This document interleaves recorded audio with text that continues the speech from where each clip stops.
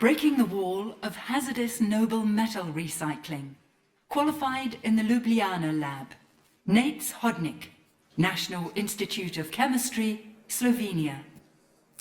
Thank you for the introduction. So I would like to start up by saying that I own my phone now for 3 years, which is 1 to 2 years more than average person. And on one side, I really want to buy a new phone because they're such a cool gadgets. But on the other side, I know that the phones and e-waste and electronic waste is really serious environmental health problem in developing countries. So let me show you some numbers. We, in the developed world, we are wasting a lot of waste, and 3/4 of this waste is exported illegally to developing countries. Here on the graph, you can see the path. So we will waste 50 million tons in 1 year, in 2017. And this is 20% more than what we wasted in 2015.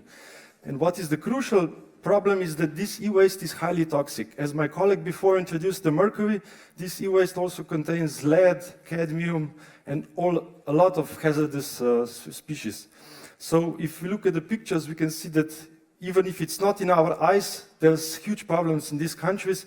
And the issue is that these local people then recycle this e-waste because it contains noble metals. And this recycling is very dangerous. So the method that they use is still from 14th century, and it's boiling a mixture of 2 acids, which emits chlorine and nitrous oxides. These are very, very poisonous gases. So what we did with my international team, we developed completely new chemistry, which is now patent pending, and it uses 100 times lower concentrated acids. It uses low room temperatures and no toxicity.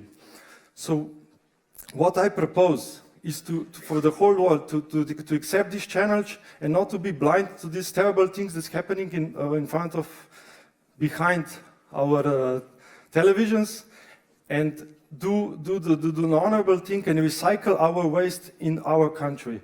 So not only to see that it's not profitable, but maybe with my method it's now profitable. So we can break the wall of hazardous noble metal recycling, we can break the wall of not exporting our waste to these developing countries, and we can also break the wall not to be dependent on the import of the noble metals, which are the cornerstone of our technology development in the Europe and US. Because, Question over there.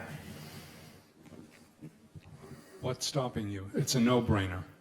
So we applied for a patent 1 year ago. Nobody knows this. One more question. Comments? Here.